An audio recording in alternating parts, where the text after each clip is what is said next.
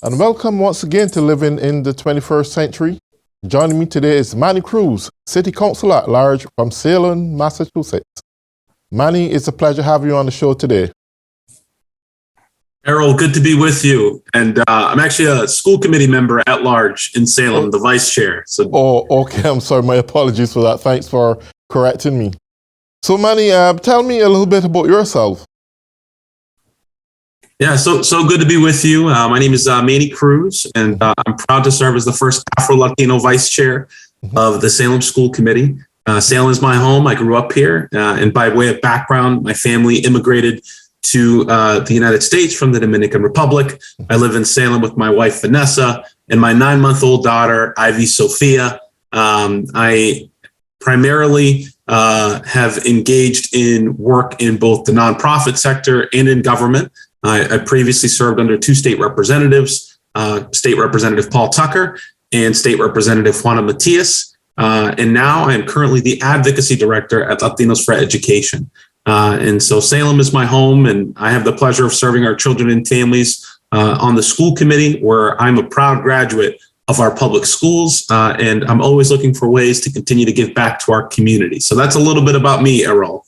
Well, that sounds pretty good. Congratulations on your 9-month baby daughter. That's always good to have those young ones coming and growing up. You know, that's a beautiful thing. So tell me, going to the position for state rep, how best would it impact you serving your community? How would it enrich your community with you in that position, opposed to be just where you at this juncture?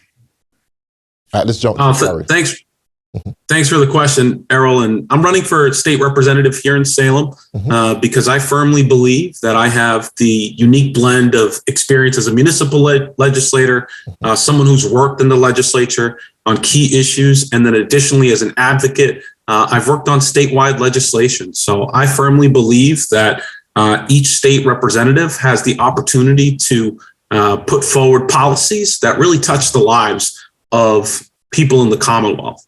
And when it comes to Salem, we are a community that's a gateway city, and we have the same challenges that we're seeing all over the Commonwealth, whether we're talking about the impacts of the global pandemic, the housing crisis, the need for economic mobility and prosperity. All these are things that the legislature is taking up. We have legislation that is going to fundamentally address issues such as climate change, housing production, and addressing some of the equity gaps in our educational system. And so we need a state representative who has the experience of building coalitions, delivering results, and staying connected to the district. And that's something that I've always prided myself on as a policymaker, is being able to work on the ground with the same coalition of advocates who come to me on school committee to address the issues that are impacting their children. And I think that I can take my same style of collaborative leadership to Beacon Hill and deliver for the people of Salem. That sounds pretty good. I want to ask you one other question here. Now, back in the early 2000s, when Bill Clinton would have signed NAFTA into act, that's the North American Free Trade Act, the states, the nation as a whole had benefit economically speaking. But in result of that, hundreds of thousands of jobs was exported out of this country. There was a significant reduction in the workforce. It drove the nation into inflation at one point. And unfortunately, at that time, George Bush had came into power and inherited that inflation and the reduction of jobs. Everything fell on his ticket. So one of the things why I asked that question is simply because Salem is doing well in commerce, but I want to look at from a micro level. How is the people faring? Commerce as well, but domestically, how are they impacted with careers and prosperity, etc.? Yeah, I appreciate you asking this question, and certainly want to be cognizant that some of the international agreements that we put forward here in the country certainly reach and impact us at the local level. There's no question about that.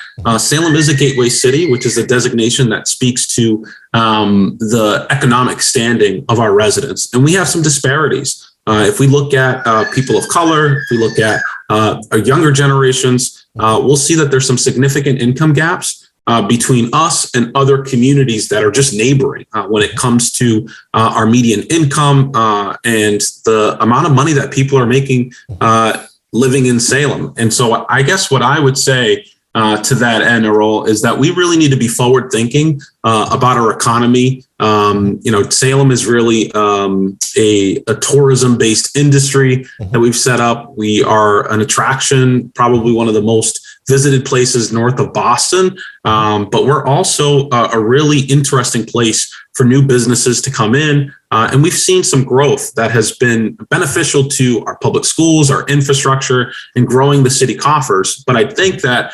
what we really want is to have economic prosperity for all residents. And so how do we get there? I firmly believe that Salem could be a leader in clean energy. We have a new project that is coming, offshore wind, that is going to be replacing an old energy plant. And there's a real opportunity for us to tap into our university, which is trying to complete the sale of a portion of its campus so that we can open up a new science wing so that we can start moving our students and our residents into STEM careers. So I firmly believe that, we can be a leader in clean energy here in Salem, and that we need a state representative who's going to be able to go to the legislature and not only support legislation that gets us there a little bit quicker, but additionally being able to advocate in the budget for new job training programs that are ensuring that we are thinking about climate justice impacted communities, and that those are the first folks that are receiving job training for those jobs of tomorrow. So I do think that Salem has a great opportunity to tap into the clean energy sector. Additionally, we're home to a hospital system and healthcare system here in Salem. And so there are some real exciting opportunities the pandemic has presented with respect to new pipelines for folks to enter into the field of healthcare. And we definitely see a need with respect to some of the other industries that we hope we can attract in Salem. But I think that those are two of the places that I would start to look at for sure. Great. There's also the fact that bullying is also playing a major role now in some of the schools in Salem. Do you come across any complaints for this or anything like that? Bullying? Yeah, so as a school committee member, I can tell you that we do a lot of work in our district regarding social and emotional learning. This is the most important work that we can do with our students, is to ensure that they have a safe learning environment. And I'm pleased to share that we've really done the work in Salem over the last 20 years to really build welcoming environments for all of our students, whether they're immigrants, they're students of color, they're members of the LGBTQ community. We've had programs in place in Salem for a long time that I think were really making a difference for our students. But I would say that we don't really have a really prominent issue like this in our public schools. We just have so many systems in place to support our students. And when they do happen, we've got conflict resolution in place. We have counselors. And we also have some community-based programs that really help mediate issues between our young people. I think the focus is really about making sure that our students have the resources that they need to flourish in the classroom. So that means ensuring that we are fully staffed, that we have access to mental health supports for our students, and then additionally, that we're able to offer exciting extracurricular activities that keep our students engaged. So that's a little bit about the context in Salem. I think we're a leader when it comes to social and emotional learning in the Commonwealth, and our students, they're thriving because of it. Beautiful. I know as a young man that state rep wouldn't be the only office you will aspire to go after in the future. Maybe sometime you may be looking at running for governor. I don't know. Is that anything that crossed your mind? Appreciating this question, Errol. And I love my community in Salem. I have vision for what I could do as the state representative. I think it's about having goals whenever you enter into a position. So when I joined the school committee, that was my focus, was serving on the school committee, growing my leadership, serving our students and our parents, working with our administration to close equity gaps. And I've become the vice chair of the school committee and the first Afro-Latino to do so. And if I'm elected as state representative, I'm planning on finishing my term, which is a 4-year term, because I want to make sure that our Latino community has representation on the school committee, as I am the sole Latino school committee member here in Salem. Additionally, when it comes to the state representative role, that's a legislature that I know very well. The House of Representatives, it's changing here in the Commonwealth. And I personally, if I was elected, have the goal of becoming a chair of a committee and being able to push forward legislation that addresses some of our equity gaps. Given my experience in education, again, I don't want to get too ahead of myself, but my goals would be, 6-8 years down the line, that I'd be in consideration for the chair of the Joint Committee on Education, so that I could continue to do the work of pushing forward policies such as expanding pre-K opportunities here in the Commonwealth, addressing educator diversity, and growing programs in the Commonwealth that we know are making a difference in the lives of the students that need us most, like the early college program, which is designed to really address the college attainment gap for our first generation BIPOC students here in the Commonwealth. So that's the vision I have for the position, would be to grow into a committee chair level position. And the building is certainly becoming more diversified. And I think it would be fantastic to become the first Latino chair of the Education Committee. Nice. Well, I want to take you across a different threshold of some different matters. The nation basically is somewhat divided. And you can see clearly that there is the re-establishing of the old Jim Crow years and concepts and precepts about lives, which in actual fact affects minorities as a whole. We see that most Republican states had find ways of destroying voting rights, is to suppress the votes at any cost. What kind of a nation that stands for democracy, considering January 6th insurrection, what kind of a nation that stands for democracy and is the pace setter for the world, how do the world view us at this point?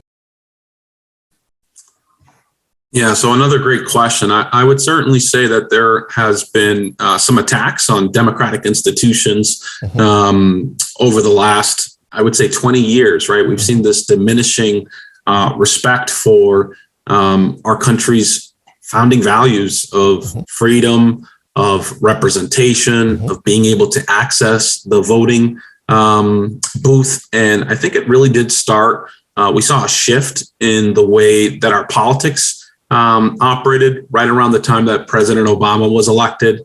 I think that we really started to hear from the other side a lot of shifts with respect to what they thought was important. And so gerrymandering across the country. So you mentioned that. And then I think with the previous president, you had someone who wanted to take it a step further. It was no longer an intellectual exercise about how we could win elections. It became, how do we deny the results? How do we undermine the same institutions that have served Americans so well? And the fact of the matter is that America took a hit in diminished standing around the world over the last 4 years. And the culmination of that was certainly the events that we saw on January 6th, where we see insurrectionists take over the Capitol. And I think that the lesson learned a year later is that democracy is not guaranteed, that we need to, as public servants, continue to be beacons for civility, for civil discourse, and to take on the hard conversations about what kind of a nation we really are. I think about this conversation with respect to the impacts that this has on communities that have been disenfranchised for a long time. I mean, we're seeing laws that are being put forward in legislatures controlled by the GOP that are trying to roll back progress that we've made over the last 40 years. So what can we do here in Massachusetts? I think we can lead the way in voting rights. There is legislation that's currently pending before the legislature called the Votes Act, which would expand voting rights here in the Commonwealth by allowing access to things like same-day voting, increasing opportunities for early voting, mail-in voting, some of the same things that we put into place during the pandemic that we'd like to keep going moving forward, because we know who that impacts. It impacts folks that are living in poverty, where it's going to impact people of color in their ability to access the ballot box in democracy. But I think we can go a little bit deeper as well, and to continue to expand upon civic education. We have to really rebuild American confidence in media, which is why it's critically important that our leaders are willing to come to conversations like this one and engage with the press. I think that that's another piece over the last 4 years that we saw, was this constant attack on the credibility of established media and the integrity of journalists. And so I'm going to do my part as a leader, which is to ensure that I'm engaging with members of media, that I'm getting my message out there, and that I'm working on legislation that counters, I think, some of the negativity and, I'll be frank, some of the dangerous legislation that's been put out there by my friends on the other side. Great. One of the things that bothers me is that the lies in Congress and the Senate, from the Republican side, so to speak, seems to be becoming the norm. It's what is believed. It's what separates the nation. And you have a group of people, it don't matter what you say, that they're not convinced that our last general election was won by Joe Biden and that it was stolen. And it doesn't matter what anyone say, they're still keeping on that belief. Now, do you see in the nearest future, in the next general election, if this continuous lie begin to be the core of people's beliefs, that we may very well enter a civil war? Yeah, so I have tremendous faith in the American people. I think we've come to a head many times on some different issues. Mm-hmm. This seems to be one of the most pressing with respect to, I think, our identity as a country. I do think that it's incumbent upon Democrats to win in the midterms and to grow our majorities in both the House and the Senate.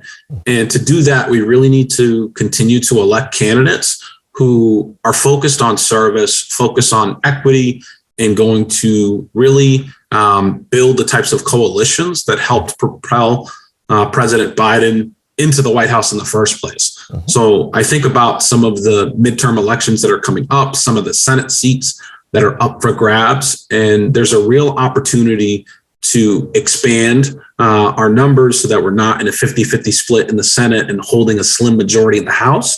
And that will allow the president and the Democratic leadership to be able to move forward with some of the key legislation that's been put forward around voting rights, enhancing our democratic institutions.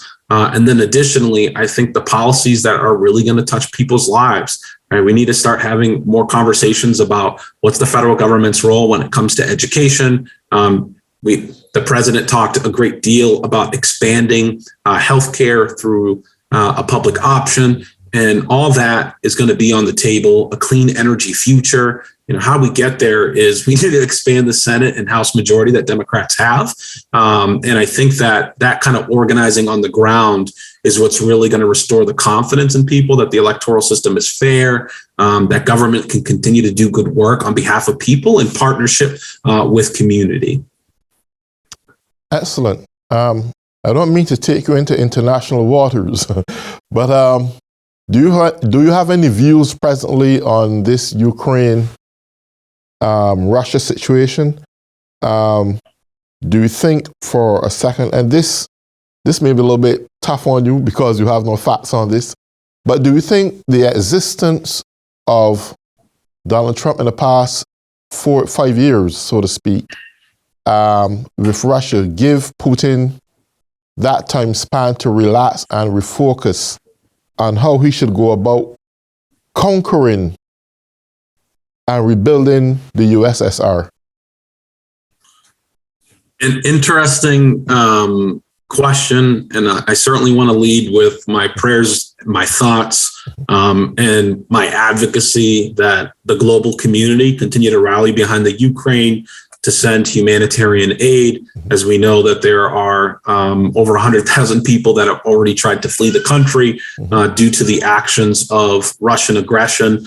And this is par for the course for Vladimir Putin and the Kremlin. We've seen it over the last 8 years with respect to their buildup of a military presence next to the Ukraine, the annexation of the Crimea. And so I think that the previous president, President Trump, certainly emboldened Putin to be able to maintain his modus operandi. But I am hopeful that what we're seeing coming out of Ukraine in terms of international collaboration, folks coming to their aid, the condemnation, the sanctions, is really going to bring Russia to the table and understand that sovereign nations have the right to determine the types of alliances that they want to have. I've been following the situation pretty closely. As you said, I don't want to wade too much into the national waters, but I do think at a minimum, I can share my belief is that sovereign nations have the right to choose the alliances that they want to participate in. And I know that part of the considerations for Russia deciding to inhumanely engage in warfare against the Ukrainian people is their proximity to Europe and the EU and wanting to become a NATO country. That's a choice that, again, the people of Ukraine, they elected a president, they elected leadership. And if that's the decision they want to make, war shouldn't be the threat. And I think that to this end, I'm hoping that the sanctions are effective, that the Ukrainian people continue to get the aid that they need, and that Russia will withdraw its forces expeditiously. The loss of human life is tragic. We're hearing reports of civilian casualties with the Ukrainian people, but then also there's the loss of sons and daughters of Russia, who I think are, again, being used in a way that, if they could resist, they might have. But it's certainly sad to see warfare like this, and I certainly condemn the actions of the Kremlin and President Putin, and I certainly hope for peace in short order. Great. One of the things I would like to mention is that I think the NATO forces, and I probably shouldn't be saying this, but I think this is the way, are somewhat scared because Putin make it absolutely clear, we don't need you in Ukraine. And he used threatened methods that he has his hand on nuclear weapons. So do you think that may be very well a way that we want to go ahead and use sanctions opposed to getting physically combative in the Ukraine right now? Or do you see that one way or the other, NATO may very well have to get in a combative atmosphere? Yeah, so the Ukraine is currently not a NATO member. Right. And so for listeners at home, in order for the defense pact of NATO to kick into effect, you have to be a NATO member. That doesn't preclude NATO countries from being able to provide aid to the Ukraine, which we are hearing reports that is happening and taking place. And so I do think that the role that the EU, NATO, the US will continue to play is one of using diplomatic tools to create pressure on Russia to come back to the table and withdraw its forces. So I certainly don't want to take us back to the Cold War era, but I do think that a diplomatic solution would be the best option. But right now, Russia needs to be isolated from the world, and we're starting to see that. These sanctions, they seem pretty severe. European countries are discussing removing their access to SWIFT. And I believe Turkey took action today to close off their access to the Black Sea. So I think we're seeing a strong response from the international community. And the message to Putin is very clear that Russian aggression is not welcomed, and sovereign nations have the right to determine their future. And this type of reversion to actions that we haven't really seen since Russia's actions in 2014 with the annexation of Crimea, but really the World War was the last time we saw this type of activity in terms of unprovoked territorial expansion. So I really do hope that the combination of the resistance in Ukraine and the international response is one that has Russia reconsidering its current approach. Great.